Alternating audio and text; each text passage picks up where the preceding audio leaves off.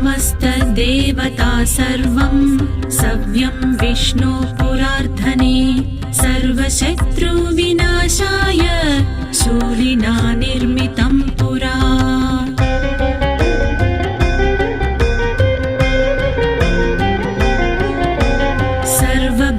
सर्वभक्तजनाश्रित्य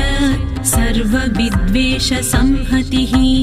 वाराही कवचं नित्यं त्रिसन्ध्यं यः पठेन्नरः